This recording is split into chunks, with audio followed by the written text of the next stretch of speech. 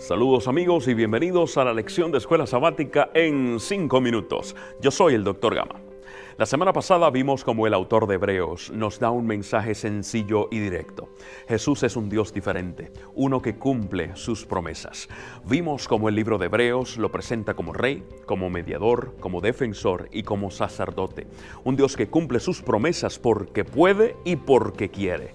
Una de las promesas, de hecho, la mayor de las promesas, diseñada desde antes de la fundación del mundo, pero presentada a la humanidad ante la entrada del pecado, fue Dios mismo. Es decir, Dios prometió entregarse a sí mismo con el fin de restaurar la relación que el pecado rompió. La mayor de las promesas de Dios fue Jesús. La lección para este sábado 15 de enero del 2022 se titula Jesús, el Hijo Prometido, y discute principalmente los versículos 1 al 5 del primer capítulo de Hebreos, Hebreos 1, 1 al 5. Vamos a leerlo.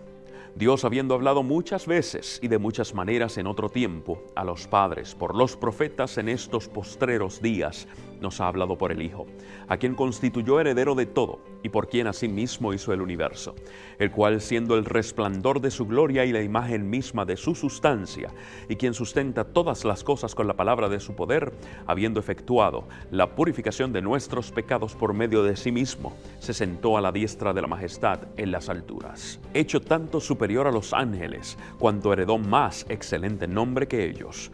Porque ¿a cuál de los ángeles dijo Dios jamás, mi hijo eres tú? Yo te he engendrado hoy, y otra vez yo seré a él padre, y él me será a mí hijo. Interesante, ¿no? ¿Qué les parece si lo discutimos en 5 minutos? Comencemos.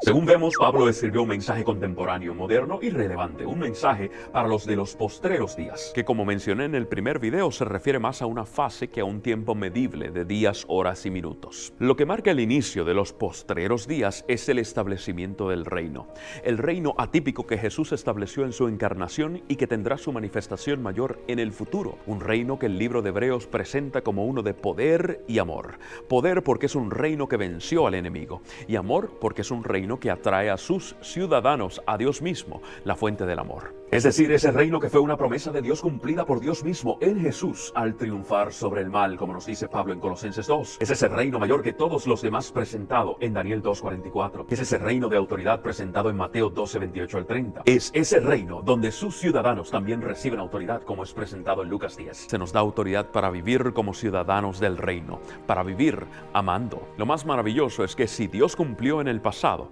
podemos estar seguros de que seguirá cumpliendo en el presente y en el futuro. Uno de los elementos que se resalta en estos primeros versículos del libro es que Dios nos ha hablado por el Hijo. Yo diría que Dios nos ha hablado por el Hijo en tiempo y en plenitud. ¿A qué me refiero? Primero hablemos del tiempo. Jesús llega en un momento en el que el pueblo de Israel llevaba años sin escritos nuevos de la revelación de Dios. Varios siglos, de hecho, desde el cierre de lo que conocemos como el Antiguo Testamento hasta el ministerio de Jesús. A ese tiempo le llamamos el periodo intertestamentario, aproximadamente unos 400 años. Y Jesús llega para ofrecer revelación una vez más, terminando con ese periodo que consideraban como sequía.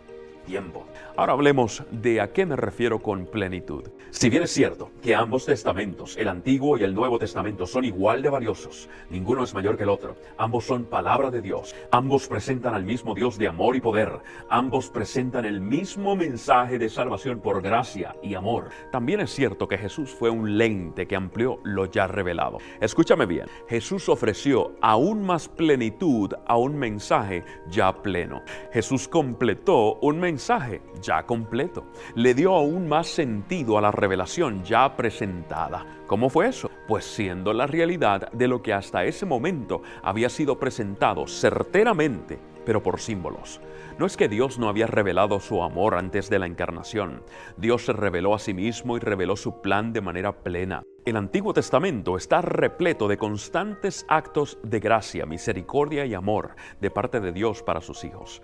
Y los profetas lo entendieron, en su humanidad imperfecta como tú y como yo, pero lo entendieron. Y en ese sentido, la revelación de Dios fue completa, suficiente para que los humanos en ese tiempo recibieran lo prometido, la salvación, confiando en que su Dios siempre cumplía sus promesas. Así que no importaba si el Cordero de Dios había llegado en carne o no, ellos podían vivir y morir morir con la certeza de que llegaría, con la certeza de que restauraría la relación que el pecado rompió. ¿Por qué? Porque Dios siempre cumple sus promesas. Una de esas promesas es que podamos estar con Dios como al principio, en su gloria, en su presencia, es decir, que podamos ver su rostro.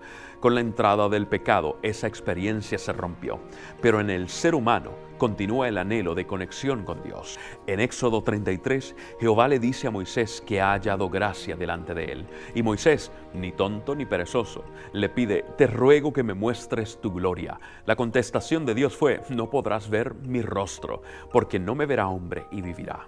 Familia, ese ha sido el issue desde el Edén, una relación lacerada, distanciamiento, no poder ver su gloria, no poder ver su rostro. El libro de Hebreos nos presenta a Jesús como la solución a ese problema, siendo Él el resplandor de su gloria. Ahora puedes ver directamente a Dios a través de Jesús. Antes era el santuario, el sacerdote, el cordero, pero ahora nada de eso es necesario, ya que tenemos al real, al verdadero, a Jesucristo. La revelación más perfecta que se nos pueda otorgar, porque Jesús es Dios.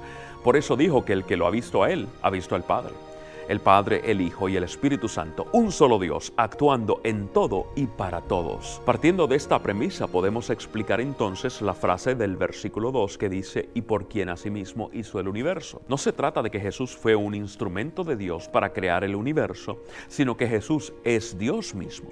Cuando se habla de Jesús creando el universo, hablas de Dios creando el universo, como lo dice el versículo 10.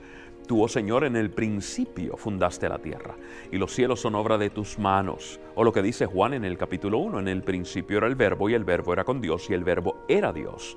Esa es la pluralidad de Dios presentada en Génesis 1, cuando Dios dijo: hagamos al hombre a nuestra imagen. El Elohim. Este capítulo no nos presenta a Jesús como menor a Dios, sino como Dios mismo, un Dios tan poderoso que no solo es creador, sino que también sostiene la creación y la dirige. Un Dios tan poderoso que lo encontramos cumpliendo la promesa consigo mismo. Un Dios tan poderoso que se declara públicamente como el Rey esperado, y más que adoptado por la deidad como señal de aprobación, fue engendrado. Engendrado no en términos de tener un inicio en tiempo, sino en términos de cumplimiento del plan y la promesa en plenitud. Jesús, el Hijo prometido, la gloria misma de Dios accesible para todos, el Creador del universo, el Rey eterno.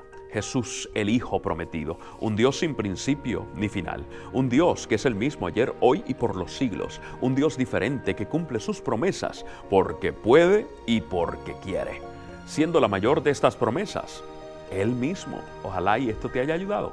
Será hasta la próxima edición de la lección de Escuela Sabática en 5 minutos y un poquitito más. Bendiciones.